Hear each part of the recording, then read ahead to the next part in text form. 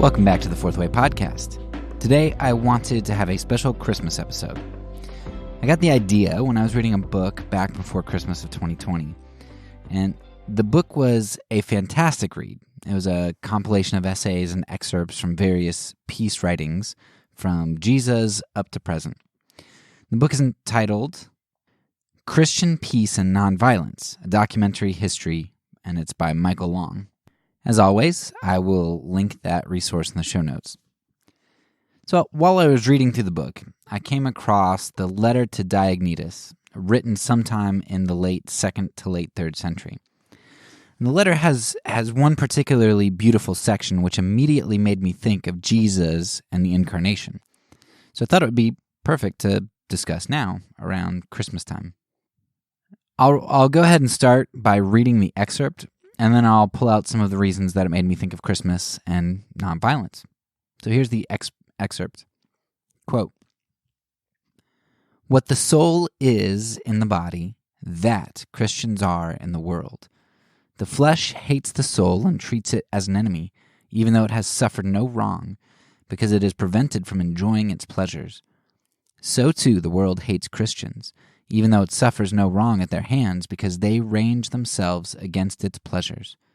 The soul loves the flesh that hates it, and its members. In the same way, Christians love those who hate them. The soul, when faring badly as to food and drink, grows better.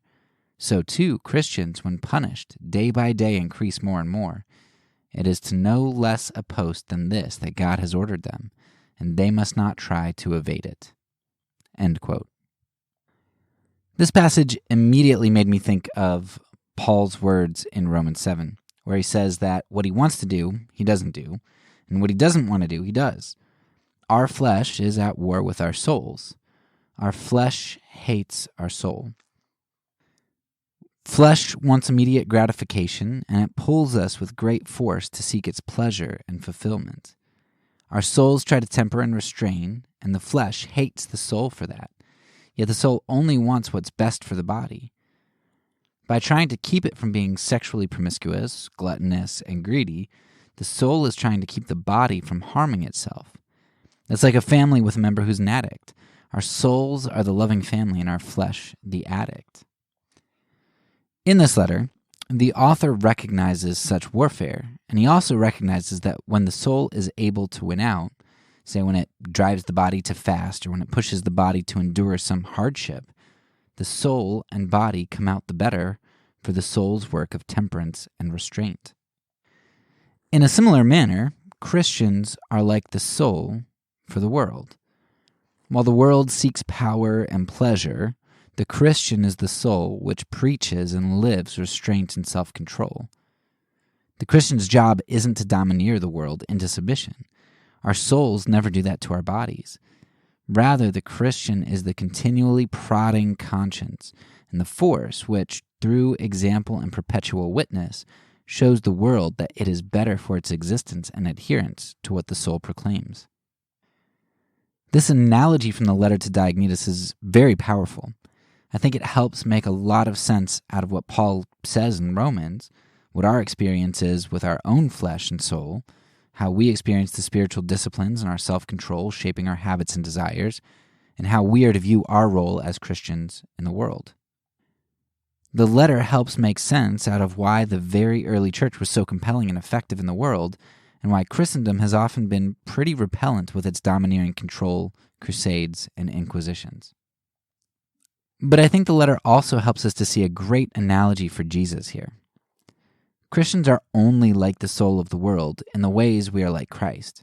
We are only the soul inasmuch as the Spirit of Christ dwells within us and empowers us to be the soul, to be the hands and feet of Christ to the world. And the Spirit of Christ only dwells within us because Jesus came to earth to live among us and to show us how to be the soul. We are the soul of the world because the soul of the universe has come and lives within us. When Jesus came, the universe changed. The early Christian witnesses attest that the prophecies were fulfilled and that swords were being turned into plowshares. Because Jesus came, the true human life could begin to be lived out. Warfare could cease. Striving for power could cease. Greed could cease. Worrying about tomorrow could cease. I know that for most of my Christian life, I didn't read the words of Jesus very well at all. I was like the flesh pushing back against my soul. To treat Jesus as my soul would be to recognize the call to stop seeking self-gratification. I fought Jesus, and I still do. But when we taste what the soul has to offer us for the first time, and we glimpse the life of fulfillment that it wants for us, it makes disciplining the flesh much more desirable. I pray that every day I grow in my submission to my soul, Jesus, and that every day I become a brighter soul to the world around me.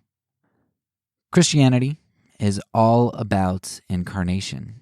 Our Savior became incarnate for us, and we, his children, become incarnate for the world. So Christians, let's be the soul of the world.